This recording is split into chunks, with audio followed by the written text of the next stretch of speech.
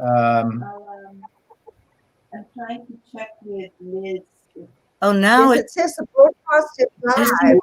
it says live on the top with the 12 seconds. Oh. Maybe we've been live for 17 seconds. Okay. Yeah, now it is. It's working. Now Yes, it's going. Okay. So Okay. I'm going to just say hello to everyone, and please forgive the tech gods or me. I don't think they're responsible. And can we backpedal, Sheila? Can you do it again? Do you think, or should?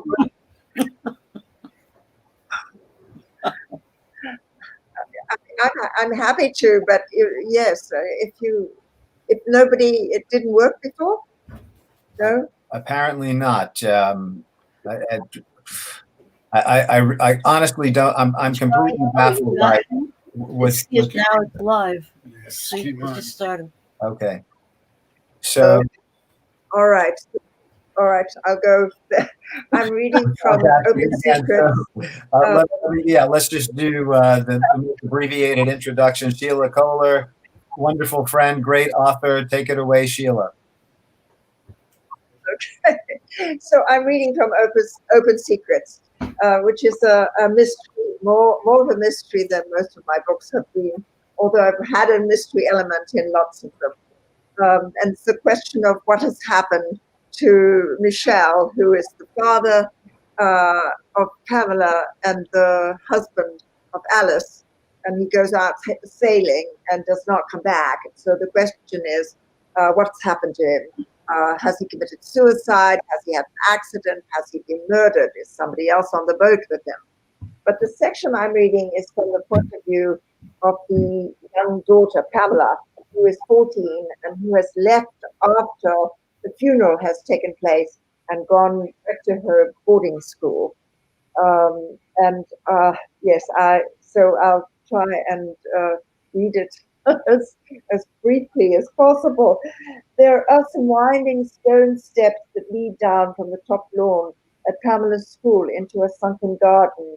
Some of the steps are broken and lizards live in the chinks. The small round garden has wild bushes of bamboo, bulrushes, and stunted trees, and in the middle a fish pond with goldfish and pink and white water lilies. Small birds sing in the branches almost fiercely. It's a quiet, shady space where the girls and boys go if they want to speak privately of secret things. There's a wooden bench under a willow tree and a narrow winding path that leads through the bushes and under the trees to a small iron back gate that opens onto the road. It's here that the man comes up to Pamela with the sun behind him. He's not a tall man, and he wears wraparound dark glasses and his hat pulled down low, shadowing his face, which she cannot see clearly. For a moment she thinks it might be her father. Then, when she sees what he has in his hand, she feels as if it's a scene in a book or a film, quite real, something that cannot be happening to her. She thinks of her father saying, "You see, my darling, the world is such an uncertain place. Things can happen so suddenly and so unexpectedly." She's been back at school for a few weeks when it happens, one warm, sunny Saturday morning around 10 o'clock. Things have not been as she expected, not at all. It's not that everyone has not been kind. They've been extremely kind. That's part of the problem. The girls have treated her especially kindly, gingerly, almost as if she were terminally ill or disabled in some serious way. On her arrival in the dormitory with her suitcases, which Jamila had packed so neatly with all her clothes marked with her initials, several of them came up shyly, one by one, and asked if they could help her unpack. They brought her little gifts of chocolate, or hand creams, or cards of sympathy, especially for her by hand, colouring them with sombre colours and writing kind words in old-fashioned script or in their best hand. "I'm so sorry for your loss," most of the cards read. But once this was done, They could obviously not think of what to do or say next. Whenever she entered the dorms or the classroom or approached a group of girls in the garden, expecting old giggles and snide jokes and familiar snickers, she found instead a sudden and awkward silence. After the first few words of greeting and expressions of sympathy, the girls stared at one another sadly. They smiled at her, bit their bottom lips, twisted their hands, or pulled at their hair. The boys were even worse. They would turn red or pale. They had no idea what to say to a girl whose father had just died, so they said nothing, or just nodded and smiled and moved away, as though she had some sort of disease they might catch. At first, Pamela tried to put them at ease. She'd say something cheerful, tell a joke, but the girls looked at her askance, as though she had committed unforgivable faux pas. Are you heartless? Don't you love your father? Their eyes seemed to say, or if they knew her better, you don't have to pretend to us that you're not sad. We know you must be. In class too, where Pamela waited eagerly to join in the conversation with an answer to a question, as she usually did, her arm waving in the air, the teacher smiled at her kindly and said they didn't expect her to participate for a while. They passed her by. She was welcome among them and could attend classes if she wished, but they would not call on her. She didn't have to do any of the tests, in which she always excelled, and she was told that if she missed the readings, she could easily make them up later. If she would prefer to skip classes altogether, they understood. It was such a lovely, warm fall, the teacher said and smiled indulgently. Take advantage of our beautiful garden. It has such a soothing effect. The headmaster, Mr. Burns, who came from Scotland and whom they called Haggis, warm up to her after chapel in the morning, holding her hand. And the last days of September were exceptionally fine. The light was white, the leaves turning gold, the lawn still a vivid green. The world seemed startlingly lovely to her, as though she had never seen it before, as if to show her how precious every moment was, how fleeting, how nothing lasted, least of all those we love. Her classes, where she was obliged to be silent where some dolt said stupid things she could not contradict, were dull, so Pamela roamed often in the school's big garden on her own. She wandered under the trees, feeling lonely and homesick, and wishing she'd gone with her mother to visit her aunt. She missed them.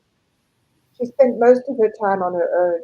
Even her favorite teacher, Miss Johnston, the one she was always admired, seemed to shun her after their tea together. On Pamela's return, the teacher invited her to her room and offered her tea with milk in a special green cup with a gold rim. She brought it on a little tray with a special cake with raisins and rum, which she kept in a tin. It was something she'd never done before. Pamela was afraid she might break the precious cup. She didn't really enjoy cake with alcohol in it or even tea with milk, but she felt obliged to eat and drink. Also, the tea and cake were accompanied by a long homily on the afterlife, which embarrassed Pamela. Miss Johnston, a woman with short, curly hair who wore button-down shirts, sat opposite her in an armchair, leaning forward towards Pamela. The teacher kept smiling at her, showing her rather long teeth, which Pamela had never noticed before. She waved her big hands and talked with so much enthusiasm and in such a desperate effort to convince that her saliva came flying like so many small projectiles in the air at Pamela, who'd never seen her favorite teacher so excited. She talked about the angels in heaven, saying Pamela's father was now with them, was actually one of them, which annoyed Pamela, and which with the flying saliva made her want to giggle inappropriately. She felt like a baby. Who believed in angels at 14, she wanted to ask. She could sort of believe in some vague, benevolent, or even bearded god, but angels were part of a child's world and not an adult's. She felt much too grown up to believe in angels. Pamela can still remember making an angel out of papier-mâché at school when she was a very little girl. You couldn't imagine her father as an angel with white and pink feathery wings and a wide skirt, his head encircled by a gold halo, with seemed ridiculous. It was hard enough to believe he was no longer a presence in her life without trying to imagine him as part of the angelic host. He still came to her constantly in her dreams. He looked so alive and would tell her not to be sad, that they would soon be together again on the boat. Sometimes she was sure she caught a glimpse of him in the street when they were allowed to go up to the shops to buy candy and magazines, or even standing near the big iron gate that led into the driveway to her school. He still seemed to lurk in the shadows of her mind, so present in her life. With the teacher, she tried to bring the conversation back to the subjects they'd discussed before her father's death. They'd had some interesting conversations about literature, arguments about the books she loved. They were reading Jane Eyre in class, and she wanted to talk about the poor, mad wife in the attic. Someone she had always felt sorry for, locked up and lonely, or the passages about Jane's understandable boredom, and even the meaning of life. Did it have a meaning? If they were all going to die anyway, what was the meaning of her father's brief life? His death on a windy afternoon on the sea in the boat he loved. Why didn't the woman talk about Pamela's living father or his real death rather than angels? But Miss Johnson looked sad and uncomfortable when Pamela tried to talk about her father's life and death. After a while, Pamela got up and went into the garden alone, which was where she was found on the Saturday morning by someone who she thought for one moment might be her father. Thank you. Well, again, that was a brilliant re-inhabitation of the passage, Sheila. Really amazing. Amazing that you were able to walk right back into character and to dot my screen with the saliva again. Fantastic. Thank you so much. Welcome, everyone. This is New York Writers Workshop. I'm Tim Tomlinson with this wonderful group of writers. You've just heard from Sheila Kohler. We've overcome some technical difficulties, at least in part, and I think we're rocking and rolling on some live station, who knows where. Today we have, okay, we're getting some chat in. Wonderful, Sheila, love that. Next up, we have Robin Hemley. Robin has published 14 books of nonfiction and fiction. His awards include fellowship from the Guggenheim Foundation and the Rockefeller Foundation, 3 Pushcart Prizes in both fiction and nonfiction, the Independent Press Book Award for his memoir about his older sister, Nola, an Editor's Choice Award from the American Library Association for his book, Invented Eden, first place in the Nelson Algren Award for fiction from the Chicago Tribune, and many others. Robin is the inaugural director of the Polk School of Communications at Long Island University and Parsons Family Chair in Creative Writing. We go back all the way to China, and it's so wonderful to have Robin on these shores reading with us. Robin Hemley, please take it away. Thanks again, Tim. I really appreciate being here, and I'll be reading not from my latest book, which is called Borderline Citizen, Dispatches from the Outskirts of Nationhood, which came out on the day the pandemic was declared, because I've been reading from it a lot. And so I decided to read something new, something recently completed, which is a very odd little book called Oblivion, an after autobiography. And it's kind of like the book Andrew Sean Greer's Less, but with dead people. Less is about a failed novelist who takes a kind of ersatz world tour. It's a wonderfully funny book. Mine, as I said, it's with dead people. So I'll leave it at that for the time being. I'm just going to be reading a little bit from the prologue, which is called In the Cafe of Minor Authors. As we sat drinking our cappuccinos, my old friend Urich told me that the only way to escape oblivion was to steal Franz Kafka's typewriter. Not in so many words, but this is what I took him to mean in his cryptic fashion. Urich had hailed me almost immediately and brought me to this cafe, just like the old days. I imagine many people have friends like Uric, have had friends like Uric, friends by default, jovial bores who can talk at length on almost any subject and do so without interruption if you allow them. I should add that Uric was both a stranger to me and not one at all. We had known one another when in my 20s, after graduating from the Iowa Writers Workshop, I drifted to Chicago and landed a job, though one without any glamour or influence, at Playboy magazine in the modern living section of editorial. I thought at the time, really until the moment of my death, that I was destined for great things, and disappointed by my lowly position at Playboy, I merely logged in products to be featured in the magazine as they came in and shipped them back out when the photographers were done with them. I sought other ways to make my mark.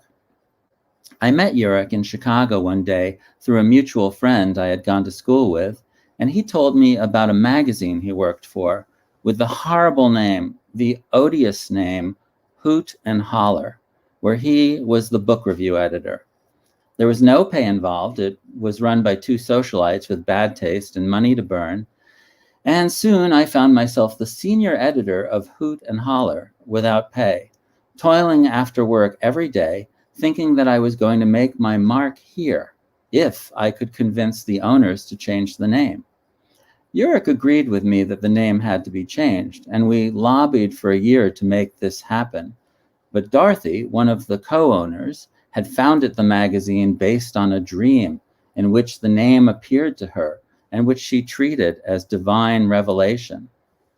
When Uric and I saw that our cause was hopeless, we both quit the magazine, which folded not long after, but we remained friends, sort of.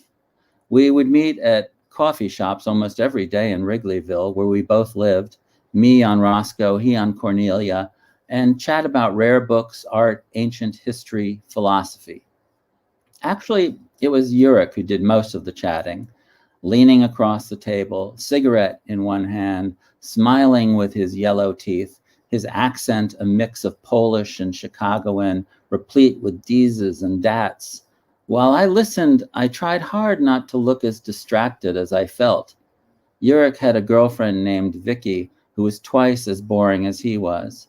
She had been a volunteer reader at Hoot and Holler, and when the three of us met on occasion, the conversation was so dry, you could have started a campfire with it. Slowly, I extricated myself from these friendships I had never really wanted in the first place, a process that involved leaving Chicago in a time before social media made it easy to keep in touch with all one's friends. The downside of this was that for some reason, Uric had always thought of me as destined for greatness too. He was my Max Brod. As with Kafka's great friend, admirer, and fellow writer, Uric collected everything I published and many things I hadn't published. He was a dealer in antiquarian books. Everything else that excited him was 100 years old or more. He'd often sift through the stacks of the Northwestern University Library and find rare books that shouldn't have been in circulation. Most people don't know the value of what they have, Uric told me after scoring a signed first edition of Carl Sandburg's poems, not even those who do know the value. Now, as I contemplated the afterlife in the cafe with him, these words returned to me, and I thought perhaps I had not valued Uric enough.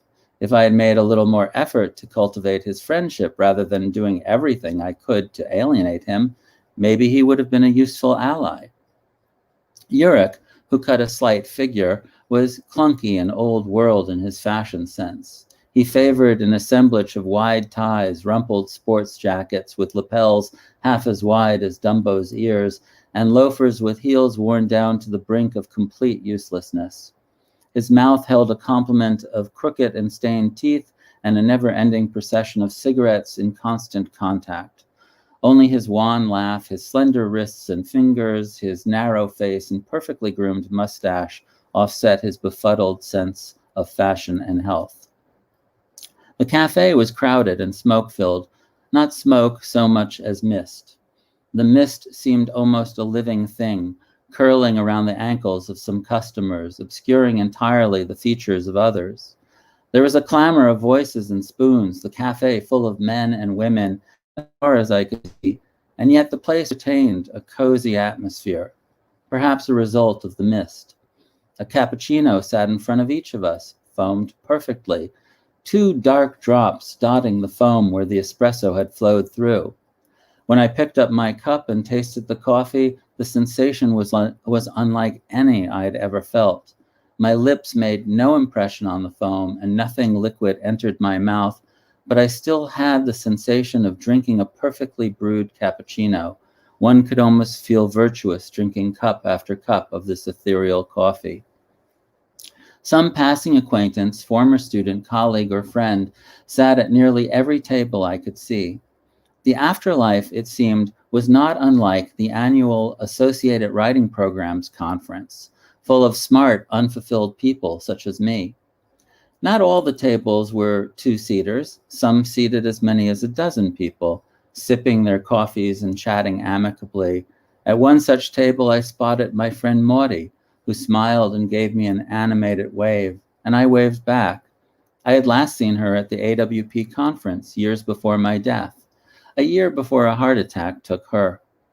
She was one of the sweetest people I'd ever met, and we had been conference buddies for nearly 30 years, though we rarely saw one another more often than once a year. Still, I felt some modicum of hope that at the very least I now had all the time in the world to catch up with my old friends. I motioned to her with my index finger toggling between us that we should catch up, and she nodded back, her face bright, and then I returned to Yurik, who looked at me in a slightly bemused way. "So, I was wondering," Yurik said, "if you remember the discussion we had about Milosh when you lived in Chicago, specifically his book, The Land of Ulro." "I vaguely remember the book," I said. "I reviewed it for Chicago Magazine, but I didn't like it. I don't think I understood it." "You should look at it again," he said. "I think you might have a different view. Ulro, as you know, is the name that Blake gives the realm of existence beneath Beulah." A conversation with Yurik was always like someone holding a bunch of strings out to you. Eventually, you were going to pull them, one by one, half out of curiosity and half because he would just keep holding them out until you gave up and pulled. To me, Beulah was merely an old-fashioned proper name from the South, not a place. Would you care for a little more sassafras tea, Beulah? Is that where we are now, in Beulah? Hunched over the table, squeezing the life out of his cigarette, he chuckled in his familiar way, so soft it was almost a whisper. "You wish," he said. "So where are we then?" "We're merely in oblivion. Not so terrible. We still have hope. At least we're not Dybbuk's." Even while alive, Yurik had always spoken in riddles, one of the many annoying things about him, including his cigarette habit, and I was never good at hiding my annoyance. I nodded this time. "Oh, sure," I said. "Dybbuk's are no fun at all." "You've read Blake?" he asked, ignoring, or more likely not even registering, my mockery. I had read almost nothing of Blake. All I could remember was the line, "Tiger, tiger, burning bright." But I gave an exasperated sigh as though I had done my dissertation on him. "I actually need to reread Blake," Yurik said. "He's a comfort and a caution both." "So we're allowed to read here?" "Yes, of course," he said. "You can do almost anything you like here, within reason as well as outside of reason. You know, the dead can haunt the living can haunt the living can haunt the dead, but the real revelation is this: the dead can haunt the dead." "What does that mean?" I asked. Well, you'll see," he said in his obscure Yurik fashion, raising a hand, palm outward towards the multitude of writers in our midst, as though serving me something on a platter. "What did you mean by hope?" I asked. "Hope? You said we have hope." "Look around you," he said. "We're not alone." I considered this and wondered if the company of others truly constituted hope. Hadn't so many of the really great writers struggled in isolation? Could it be said that any of us were not alone? Did the others in this cafe care one whit for anyone but themselves and their dead careers? I took a sip of my never-cooling cappuccino so that I wouldn't burst into ethereal tears. I wanted none of this. It was over, all over. Nothing more I could gain or lose than It took some getting used to. Only reflection remained, endless reflection. And what did any insights matter now? Nothing I did or said here would have the same weight as when I had been alive. No weight at all, because there were no choices left. Nothing anyway that would affect the future, that would even leave the faintest mark. So much of my writing career had been about hanging on to my dreams. These could be sustaining on occasion, though when they failed to pass, there was the inevitable hard fall from my imagined grace. The way I died was especially regrettable. The worst author death ever. Worse than Richard Farina, who died in a motorcycle crash after a book party for his just-published novel, I've Been Down So Long It Looks Like Up to Me, which became a bestseller after his death. Worse than Sherwood Anderson, who swallowed a cocktail sword and died of peritonitis. Worse than Tennessee Williams, who choked on a bottle cap. Worse than Frank O'Hara, who was run over by a dune buggy while asleep on the beach on Fire Island. Even worse than Aeschylus, who died when an eagle dropped a turtle on his bald head, mistaking it for a rock to crack open the shell. I was at lunch with my wife when I received an email from my agent telling me that the auction for my new book was in the stratosphere. "This is going to change everything for you," she wrote. I hadn't even realized that there was going to be an auction. I gave a little yell and told my wife what my agent had written, then wrote back to her asking who was bidding and how much. 10 minutes later, I received a text from her. "I'm so sorry," she wrote. "That was meant for another client. No takers on yours, I'm afraid, but don't give up hope yet." That's just what I did. I fell into my dessert, an enormous celebratory slice of pecan pie with French vanilla ice cream, and died of a massive heart attack. I was 62. Thanks.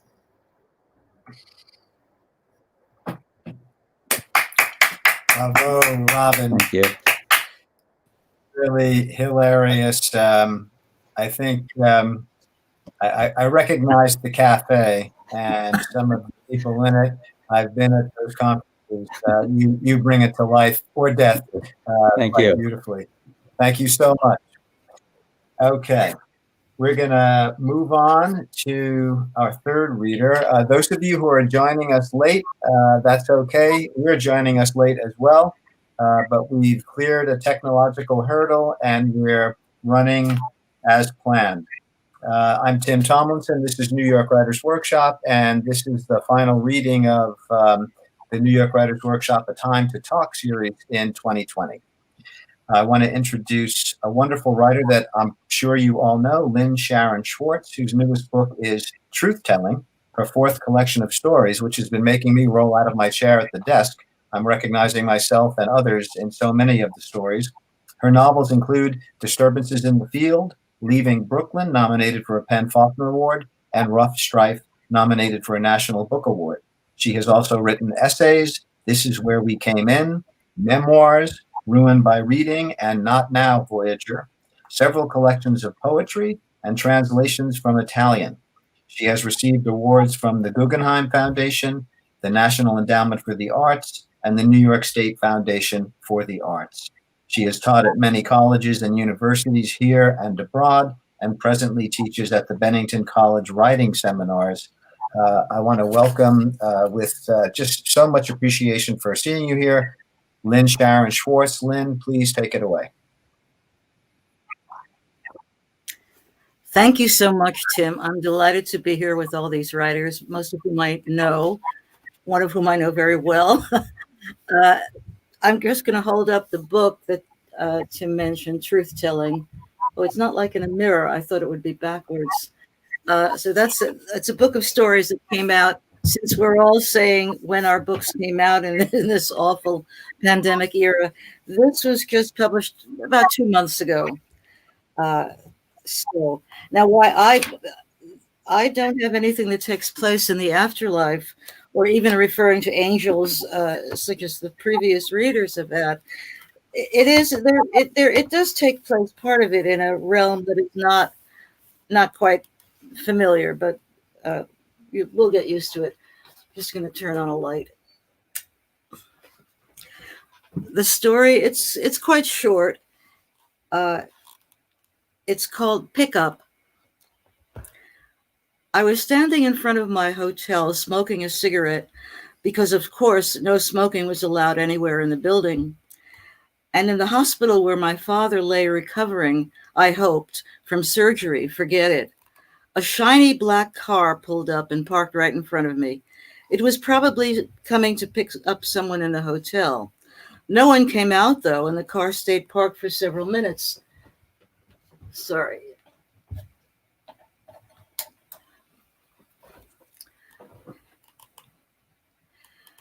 The driver seemed to be staring at me as if wondering whether I was his passenger. Or could he possibly think I was hanging out in front of the hotel looking for a pickup, the other kind of pickup? I was certainly not dressed to entice customers. I was wearing jeans and sneakers and an old down jacket. They were good enough for visiting my father in the hospital, which was why I was at this hotel in this strange city. Had I been a call girl, I would have been dressed quite differently. Still, he waited. Suddenly, I felt an urge for adventure, for the unforeseen. The time spent with my mother and sister sitting in the hospital waiting room managed to be both tense and monotonous. I meandered over to the car, opened the front door, and looked at the driver questioningly. He waved me in. I couldn't help recalling the many times my parents had warned me not to get into cars with strange men. But I was an adult now. Being around sickness and death puts one in a devil-may-care mood.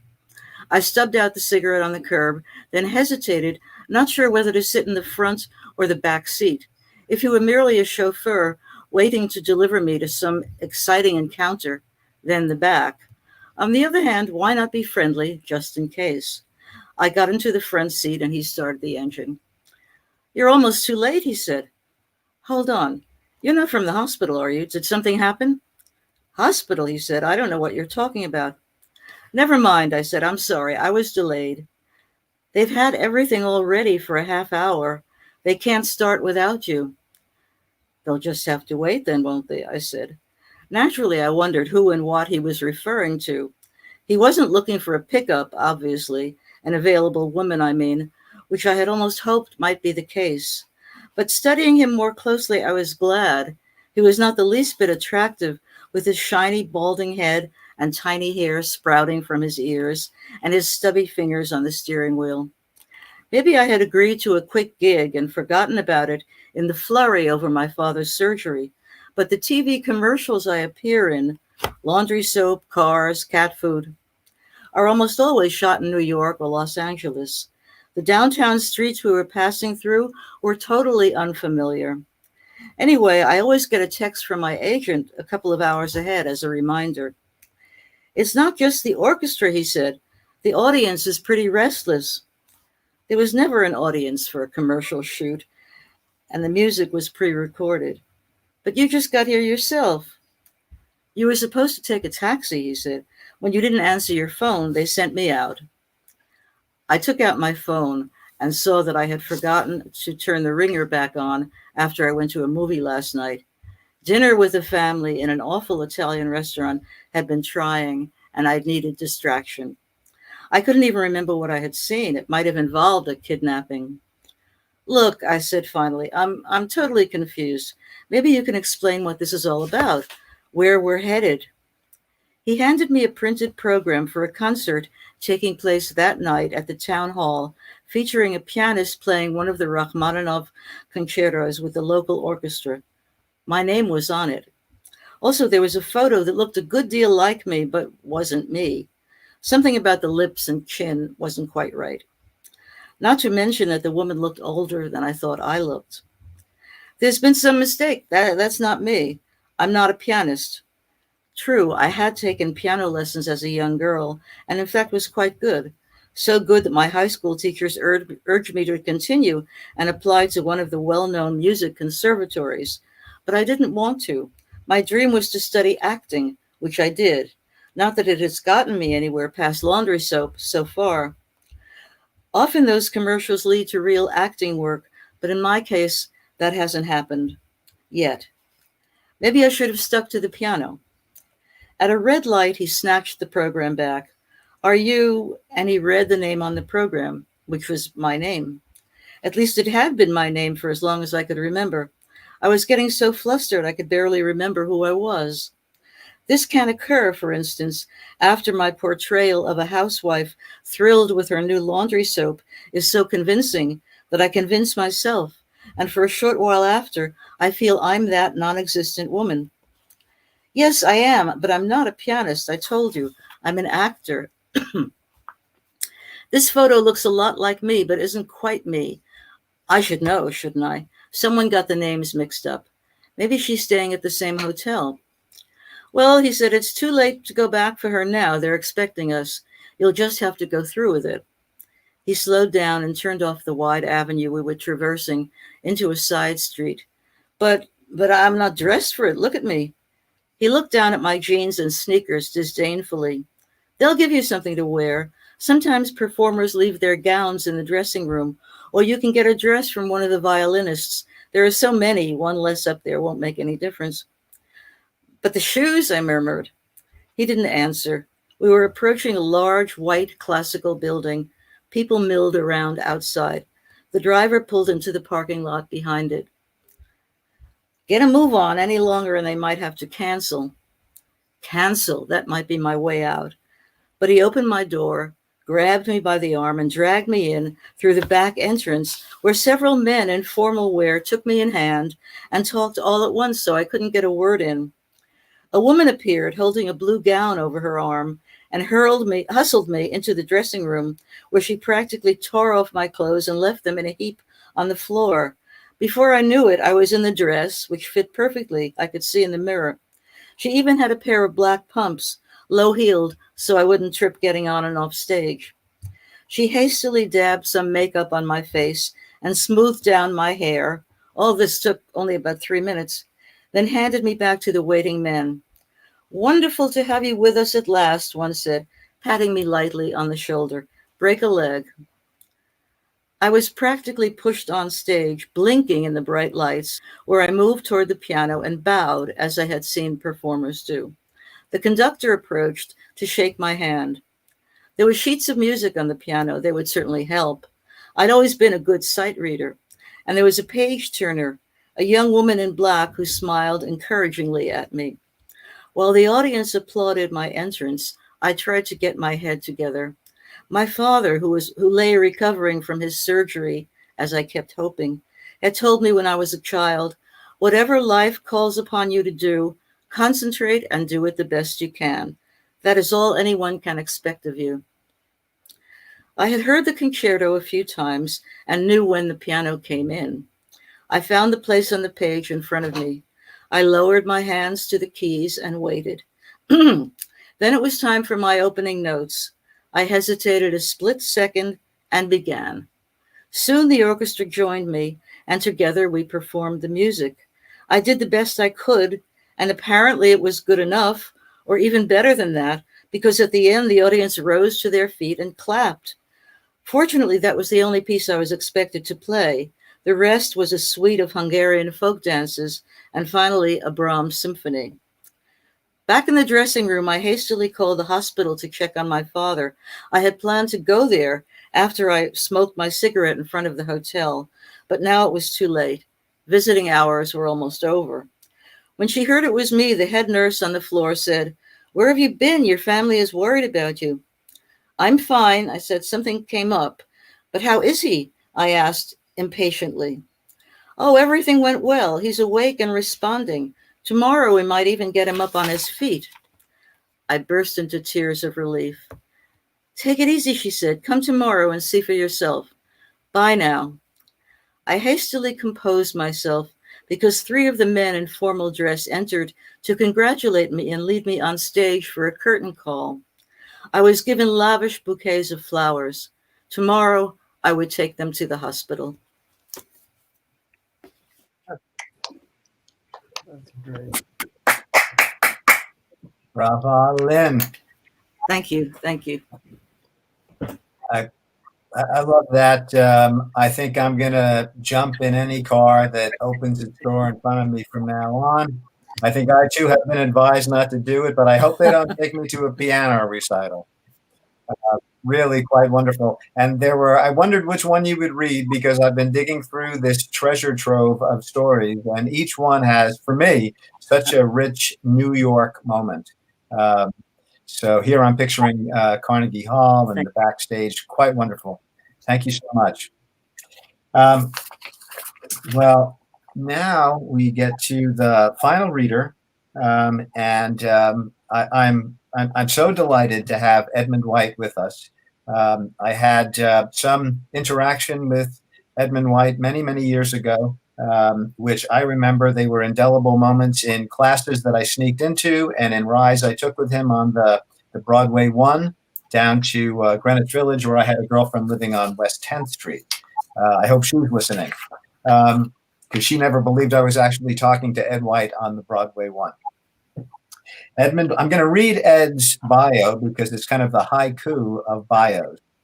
Edmund White has written nearly 30 books, including biographies, memoirs, novels, plays, travel books, and a sex manual. He lives in New York City. Everybody, please welcome Edmund White, one of my great heroes.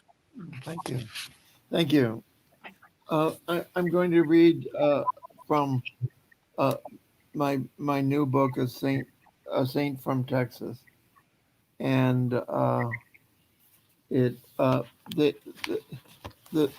this scene I'm going to read takes place in Paris in the 1960s. The book is about twin sisters who grow up in Texas and whose father becomes oil rich, and then one of them becomes a nun, and then the other one becomes a French baroness. And this is a scene from the baroness' point of view, probably in the 1960s. It was about then that I took my first lover and started my salon. He was an Italian prince, and at first I thought he preferred men. He took me to the theater one evening, and after the play to supper at Le Grand Vefour. Over our food, he said he liked the play by Anouilh that we'd just seen because it embodied the typical French virtues of irony, lightness, and speed. I was so impressed and enjoying myself so thoroughly, though he wasn't handsome or young. I asked him to repeat what he just said. It was so intelligent, and he did so with some embarrassment. He was afraid of sounding pedantic. And then, after my third glass of Chablis, I blurted out, "Êtes-vous pédé? Are you a fag? Do you like men or do you like women?" And he said with a sweet smile and in a low voice, "I like flowers." "No, seriously. Women, I hope that doesn't disappoint you." "Why should it disappoint me?" "Well, some women only feel safe around their capons, and those men are usually more clever than us dull normals all normaling around." "You're so refined," I said, "and mysterious, and such good company. That's the only reason I thought you might be homosexual." "I'm also Italian." "So?" "We're pleasant people," Stendhal said. "We're pleasant people." The Stendhal said, "The French are Italians in a bad mood." I laughed, the new tinkling French laugh I had exchanged for my American gasp and roar. "You're an enchanting man," I said. "Not exactly the virile adjective we were hoping for," he said. I touched his leg under the table. He smelled wonderful. Bergamot, I guessed. He said, "I'm so afraid of assertive American women that you'll have to take all the initial steps." "Steps toward what?" "Well, whatever your heart desires." In the car home, it was raining. I leaned over and kissed him. "How do you know if I like it?" Now you know the dilemma we men constantly face. "Yes, I like it, lots." "I've always dreamed," I said, "of being the active one, on top, in charge." I looked out after a sudden deluge of rain swamped the window. Maybe an over-heavy branch above us just bent. "Do you like to be tied up?" I said. Well, I've never tried it, but it's an intriguing idea. Are you from Rome? No, he said, a village in the south, Teggiano. I'm not only the Prince of Padula, but the Duke of Teggiano. Our patron saint is San Cono. He's named after he's named that after his cone-shaped head, which has something to do with the Trinity. He also used it to deflect cannonballs aimed at the Teggiano castle. Saint Conehead, I said. Oh, how delicious. And you a prince? Well, every other person in Italy is a prince. And in southern Italy, we use all our titles. Prince, would you like something to drink? Thank you, Prince, but I already have some Prosecco. It makes aristocrats from everywhere else laugh at us. I was familiar enough now with this form of aristocratic self-mockery not to take it too seriously. It was of a piece with titled ladies who claimed that their couture dresses came from a second-hand stall at the market on the Ile de Ré, or that they'd found their Hubert Robert painting of the Roman Forum in a Brussels bistro covered with grease. I suppose now we would call it humble bragging. It was intended to diffuse envy of everything but their discerning eye, or in this case, to laugh at their pretensions to an ancient title they had a perfect right to bear, or to tease them for the ancestral castle they were fortunate enough to inherit. I'm so bored, I said. I'm thinking of starting a salon. Or is that idea a little désuet? What sort of salon? Music. At literary salons, you have to listen to writers read, or worse, talk. A music salon sounds very amusing. I'll help you if I can. Would your husband approve? Oh, who cares? He's too busy restoring his family chateau, or going to auctions, or betting new mistresses. The prince just arched an eyebrow. Do you know any composers? No, are they difficult to find? Well, I know a music critic for Figaro. I'll ask him for a list. I assume most composers want a free meal. Which will be your day? My day? Oh, Sunday. It's always so gloomy, Sunday. Well, he said, we'll invite the gratins, the ones who think of themselves as intelligent. Critics, of course. Will your salon be avant-garde? Nothing hummable, squeaks and squawks? Or melodic? Au chic, en guerre, that sort of thing. Well, what's chicer, I asked. Squeaks and squawks. Then it shall be avant-garde. You'll have to buy big speakers, he said, and a state-of-the-art tape deck. The music is really and truly unbearable. Oh, bring it on. Only the Philistines will protest, I said. It'll be a sort of test. I felt guilty taking up any hobby that would consume my time when my children were still so little, but they didn't need me. They had the wet nurse, and soon the new German nanny, whom my husband was lining up, and the house servants were always fluttering around them. But people were constantly saying children grew up so quick that I was afraid of missing something irreplaceable. I hadn't had my tubes tied, nor was my husband out of commission, but I felt these two children were my legacy, my patrimoine, and like Chinese women during the Cultural Revolution, I'd be sterilized if I exceeded my limit. His name was Ercole Moncada, Principe Moncada. I found him very attractive. I kissed him on the lips when we reached my doorway on the Avenue Foch.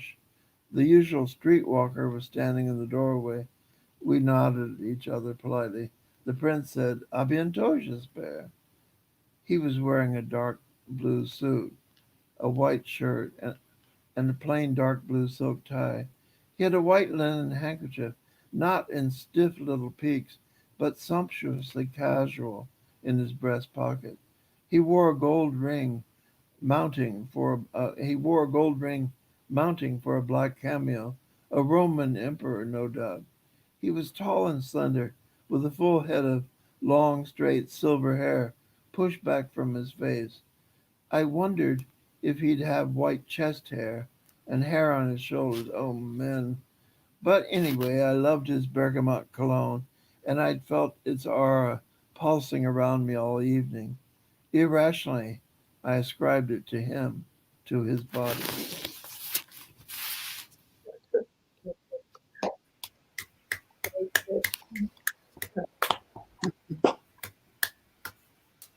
Thank you, Ed. That was really droll and sharp. And this is a tough night on writers. I think this is the second one where the writers show up and take it on the chin, as probably we should.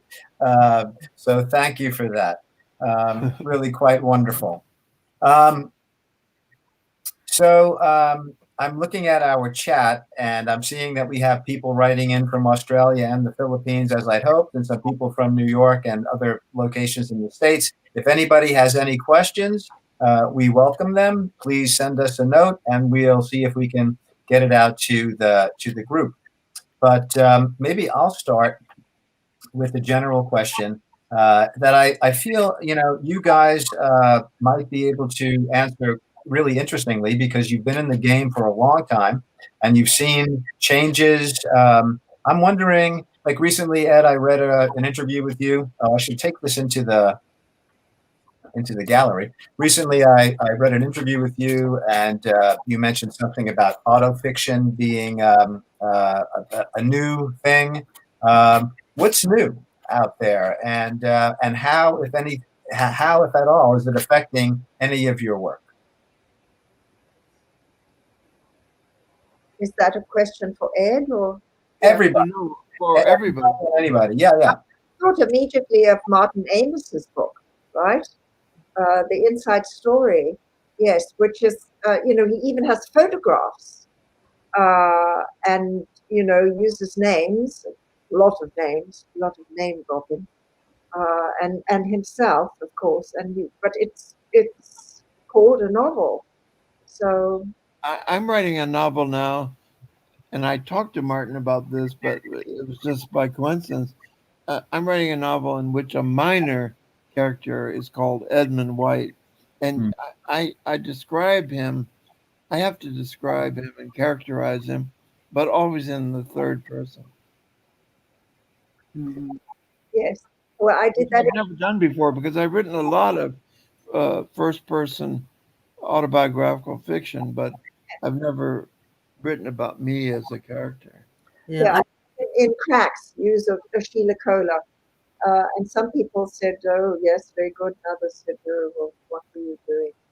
I'm really interested in autofiction too. In fact, I'm not quite sure why I did this, but I decided at my advanced age to get a PhD at the University of New South Wales, and my dissertation was on autofiction, and it was fascinating. And the book that I read from, the main character has some similarities with me, but his instead of doing the autofiction thing, which is to have one's own name, I just made his name a blank because I wanted to.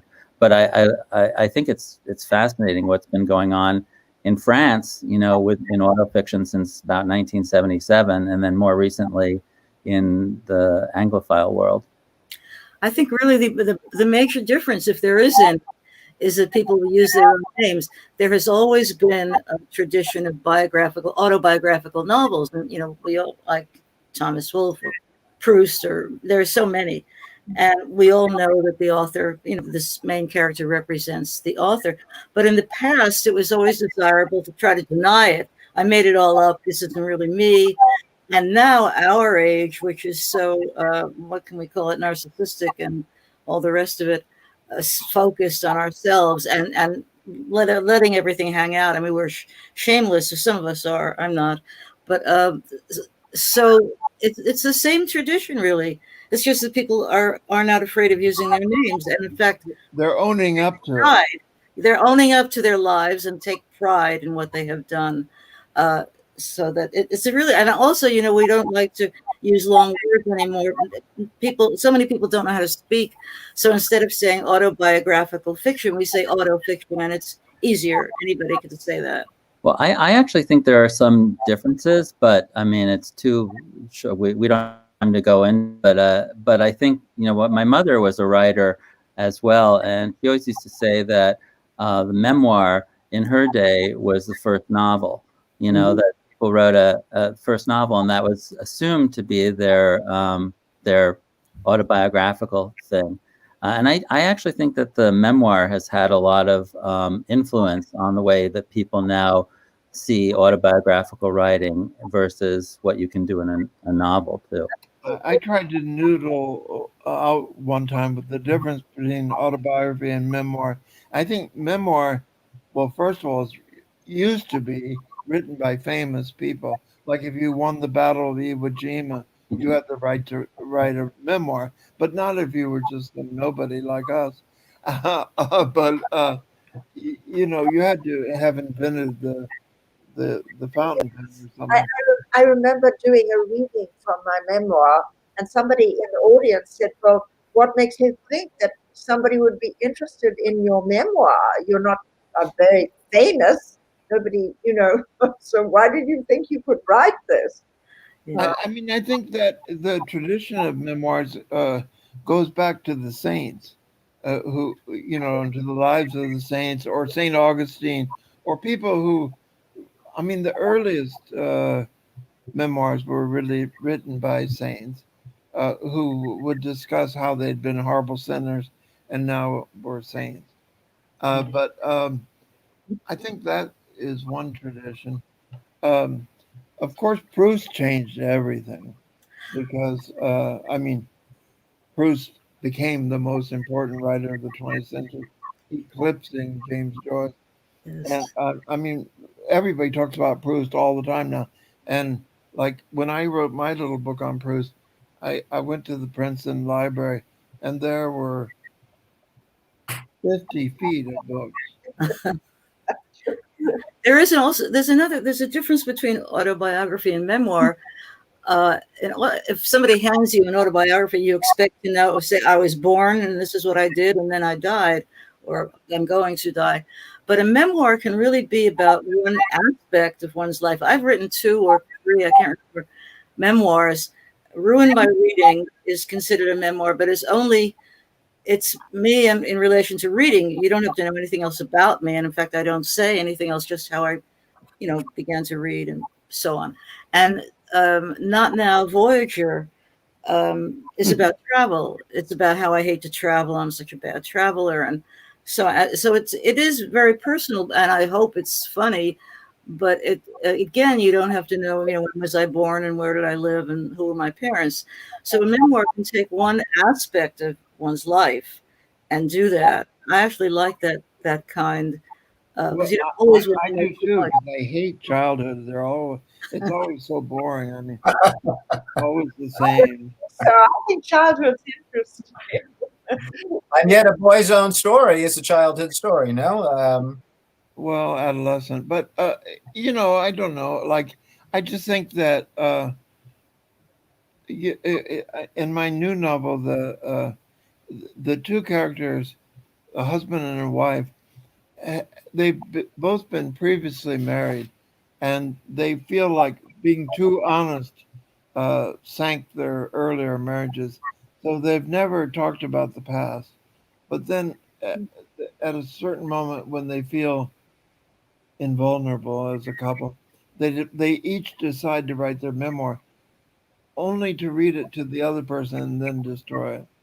And so you get to hear these 2 lives, and you get all the reactions of each person.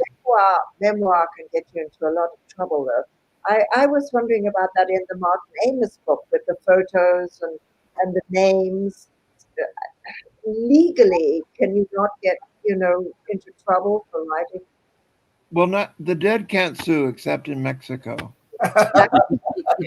And let me jump in with a question that I think is connected to this, and please continue. We get I think this might be coming in from Australia. The question is, how do you protect the innocent others in your own life in autofiction when you are yourself in the story? I think the best thing was said by Milosz, the poet, not the well-known Milosz, but an earlier Polish poet, he said, when a writer is born into a family, that family is destroyed. I think that's true. Well, And others? Innocent other?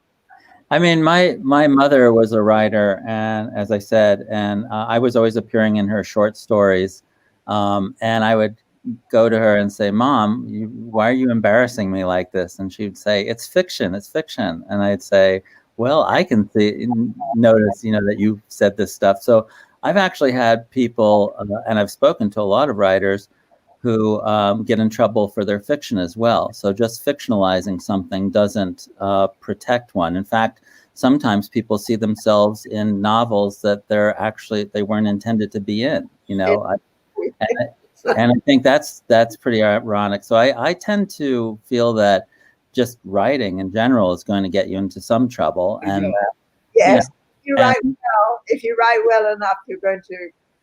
Yeah, you can't avoid it. And so, and people have different ethical positions on writing about other people, Yeah. I think Lynne is probably the most discreet one of us all.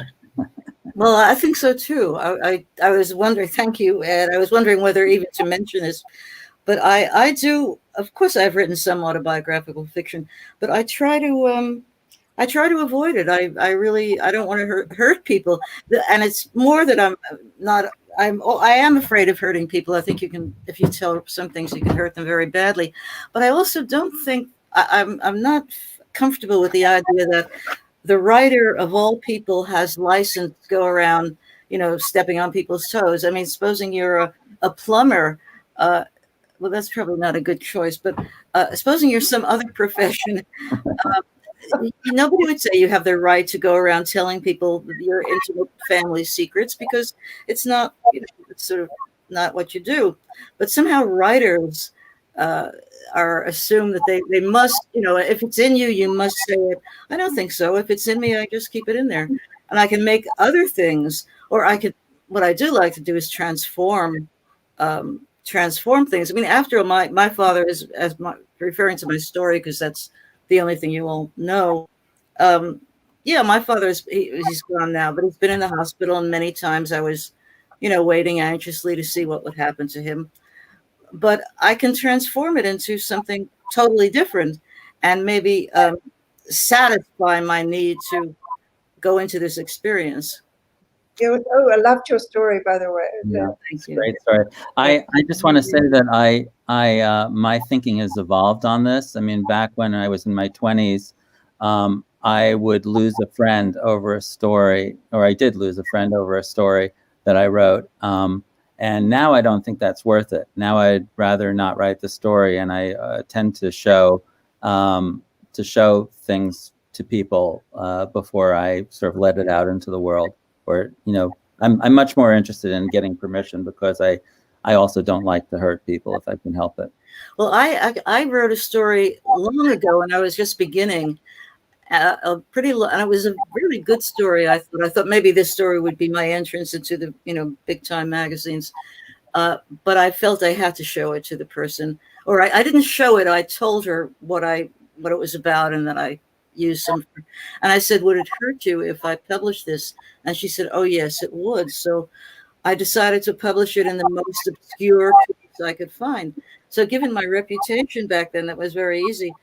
So I published it in a very obscure place, and there it is. I mean, maybe someday I'll publish it somewhere else, but no, I don't. I just, as I said, I can't see dragging someone's life and torturing people by. And it's usually Tom Wolfe. I heard Tom Wolfe say that the only way that you can hurt somebody, the only way that a writer can hurt somebody, is by leaving them out of the book. Well, that's a good point in the way. I mean, with my memoir, which I wrote, to give my sister a voice, I wanted her story told. Her husband murdered her, right? Yes, and it hurt the children, some of her children, because it was the husband, the father who was responsible. So this was, but they are adults now, and I felt they knew the story anyway. So I felt one has a loyalty to, who are you to the truth? Hmm. Well, I don't want to give any extra publicity to somebody who just made $300 million, but today Bob Dylan sold his song catalog to Universal, and I'm a big fan, and I'm a big fan of his memoir, but his memoir seems to be more fiction than fact. What do you have an opinion on playing fast and loose with the facts and being really inventive in Well, something that?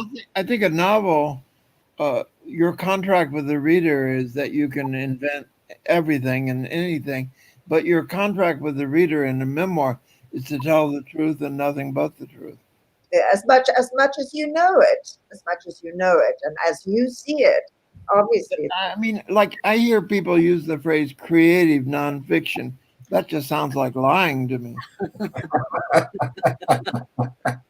Well, it does seem like anything goes. I mean, I've been reading Kate Zambrano, and she has these collections of short shorts, and you quite often feel as if you don't really know what you're reading, because the character almost always resembles her CV exactly, but she's walking through fictional landscapes, it appears, or she's imagining something that looks like it probably didn't happen, although everything else in it is her. Yes, Yeah. Lynn. Sometimes, oh, I'm sorry. Did I answer? Oh, no, go ahead, Lynn. Dr. O said soon, I can't recall his exact words, but he said we're moving toward a time when there's no fiction and no nonfiction. There is only narrative. And I sometimes think of that when I'm tempted to write something strange, or I don't know whether it's true or not, or am I making this up? And I like that, the idea of there being just narrative. The only trouble is that it shouldn't be true for journalism and newspapers, although, it goes on in newspapers now. We're never sure about what we're reading. But aside from giving the people the news of the world, I think the idea of thinking of it as narrative is useful. You're putting together like a statue or a form. I like to think of I'm making a statue, and where does it need to be touched with the thumb here and pushed in there and pushed out there to get the best kind of statue. And you just do what you need to do. In short, I wrote a book of short stories, and in those, I had a strange technique, which was I would take something that had happened to me, and I would assign it to a friend of mine. In other words, I had a friend who had been a kept boy for all of his life, and then his older lover died, and he was turned out of his house by the relatives of the lover, as they used to do in the old days. And anyway, the guy had to go through a midlife crisis and a identity crisis, and had to start earning his living for the first time at age 45. And anyway, he visited me briefly in Crete for the summer, and so I had a very complicated affair with a boy on Crete, and so I had my friend do that as anyway. It was a way of I guess of kind of getting control of an autobiographical experience by assigning it to somebody who was very different from me. That was the story An Oracle. Yeah, that's it. Yeah. And that is one of my all-time favorite stories, a miracle of a story. Thank you for bringing that up, and that answers some questions I had about An Oracle. Oh, thank you. Thank you. Robin? Yeah, I would also just say that I agree with you about the term creative nonfiction. I've always hated it. And I also kind of agree with Dr. O there too, because sometimes I think we spend so much time trying to define the genres. I think that's one reason that people are interested in autofiction. To me, memoir is different from journalism. And it's not just because of memory. I also think that memoir has a kind of link, a lot of the 18th century novels and the writers who were both journalists and novelists and were sort of. Defoe pretended Yeah, those were real memoirs. Yeah. I mean, like Robinson Crusoe was supposed to be a real person, and that was his real journal. And what's her name? Nell. Gwyn? Well, anyway, one of those shady ladies. Gwyn. Yeah. I'm looking at the chat, and I want to update you about some of the things that are happening here. I thought the question I had asked earlier was from Australia, and it's been clarified. I'm reading the statement in the chat, and it says, "I'm listening." This is a great line break. I'm listening from New, so I'm filling in New Zealand, and I go to the left margin, and it's Jersey. So, Birthplace Spotlight writing in from New Jersey. A few people commenting on loving disturbances in the field and still pulling bits of remembered wisdom from Lynne's writing. And a couple of other things of less consequence. I'm happy to see some of my NYU students up on the chat. I love knowing that the wisdom is being passed on to the next generation. Lynne, what Italian writers have you translated? Mostly Natalia Ginsburg. Oh, I've done a lot of her. You probably know her. My favorite, yeah. There's I actually knew her, really. Did you? Yeah, really. I could say I know her. I met her once when I was about 21, and I didn't know how to talk or how to approach a writer or how to do anything, and it was one of the most awkward meetings of my life.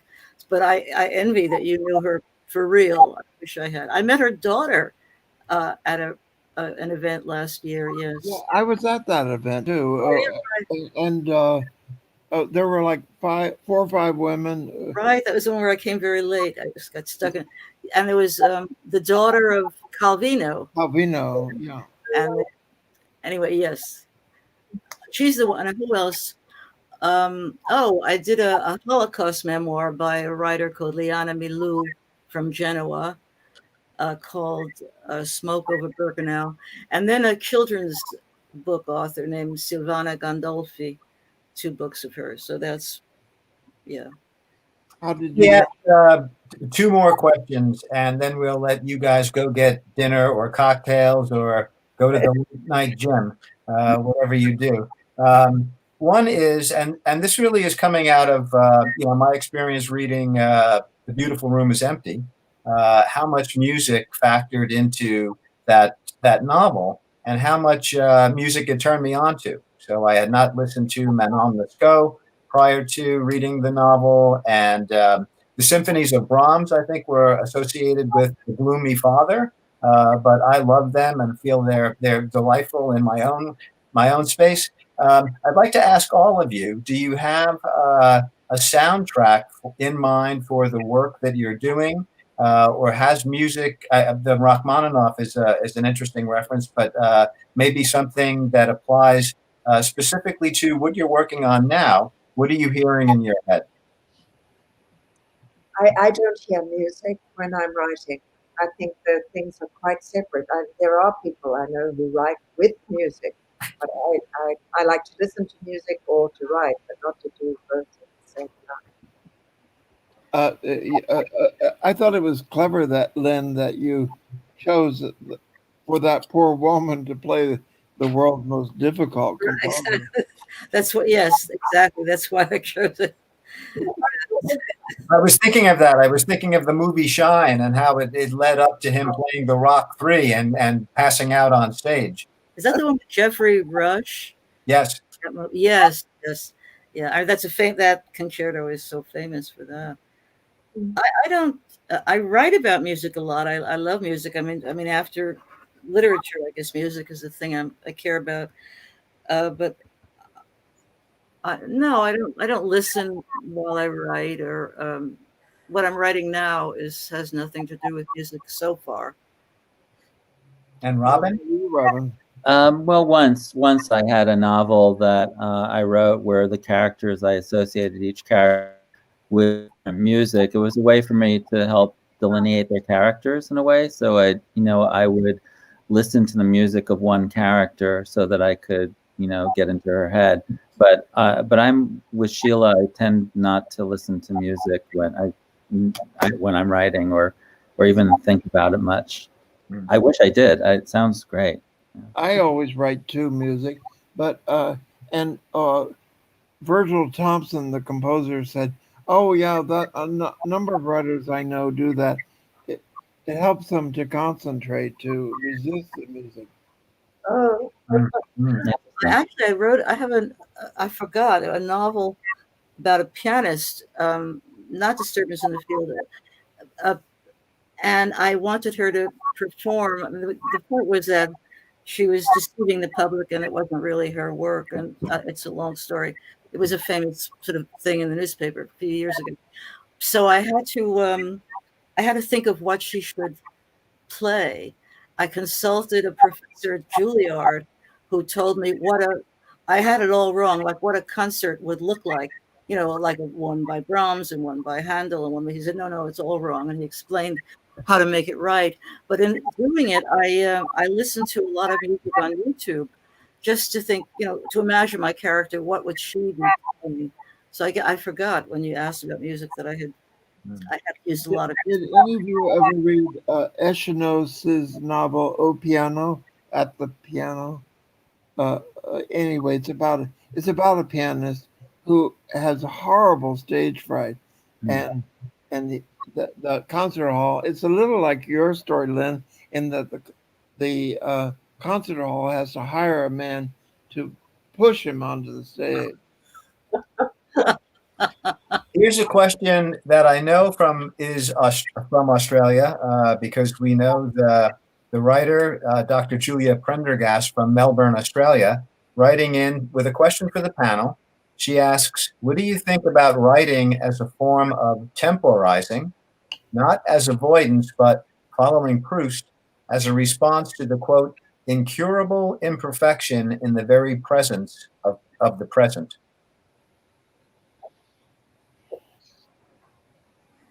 Well, I in my writing, I've been kind of idealizing life recently, and one of my favorite writers now is a Portuguese writer of the 19th century, whose name I don't even know how to pronounce, Echa de Queiroz, and is that how you say it? And That is.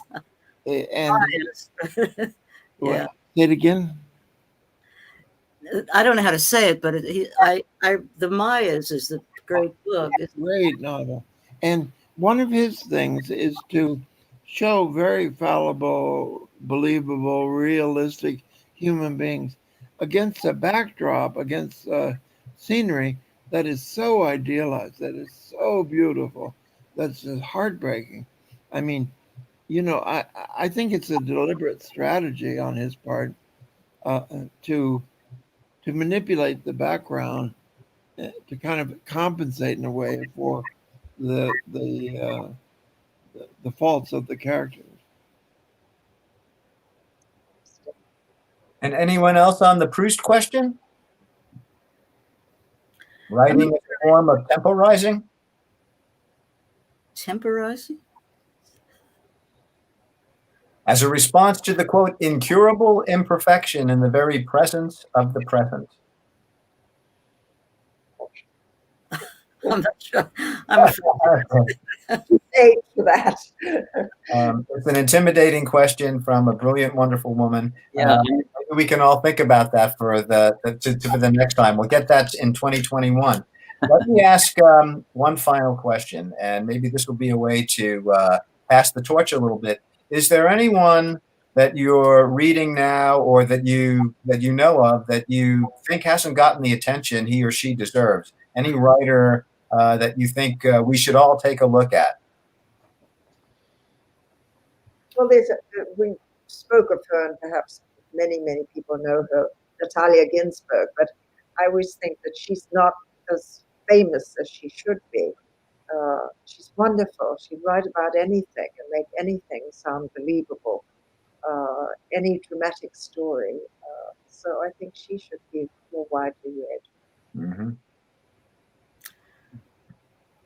In Lynne's translation. I always find my mind goes blank when I'm asked that kind of question, just to name a writer. Of course, there are many. I just can't. There is a writer, a young writer that I admire a lot, but she's getting attention. Thea Obrecht, I think. Oh yeah. Oh, yeah, yeah. So she's getting, all right, well, she's somebody. Robin. Yeah, I mean, I'm thinking of not particular writers, but some presses. Like I think the University of Nebraska Press has a wonderful series that's curated by Tobias Wolff or his series, but it's the American Lives series, and I think that they have quite a few wonderful writers there, but because it's an independent press, a small press, it usually doesn't get the kind of attention that a big 5 publisher does. So I would say that a lot of the authors there are people whose work I admire. University of Nebraska. I have a book club with only one other member, Lee, and we read. Now we're reading Penelope Fitzgerald and going crazy over her. Okay. And every day we say, "Oh, if we could only write like that." I asked that in particular because I saw in an interview with you, Ed, a reference to Peter Cameron. And I love him. Yeah, I was trying to think of his name. I couldn't think of it.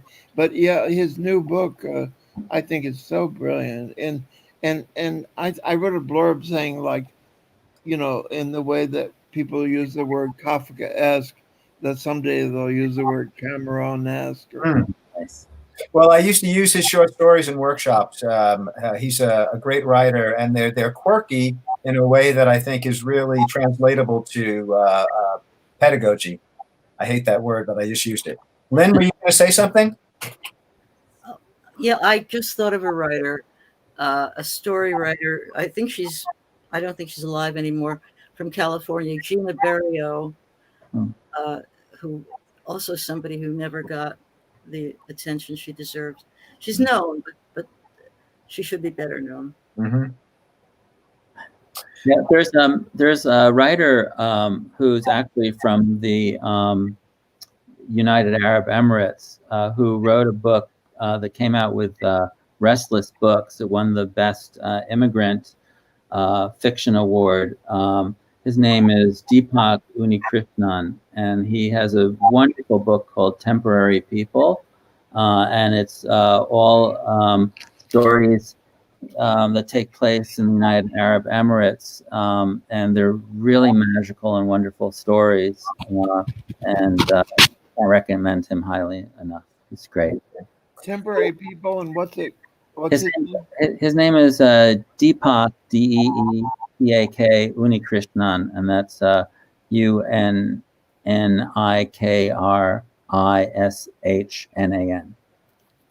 Thank you. Well, That's great. One thing I've noticed when we do these readings is that the Amazon stock goes up. It's great to get some book sales. Or I should actually say, isn't bookshop.org? That's the more independent Jeff Bezos free opportunity for most books. Anyway, I want to let everybody go. I want to thank you guys so much for your forbearance and your patience. You were real troopers. Sheila, what you did was such a marvelous thespian re-immersion. I'm just amazed. But you guys were wonderful. Thank you so much for closing out the year with us. We'll see you all soon, I hope, and we'll continue to read your wonderful work. Thank you again. thank you for having us. Thank you. Okay. Bye-bye. Bye-bye. How do we leave? We're here forever. I'm going to close out Okay. by ending the broadcast. Bye, guys. Bye.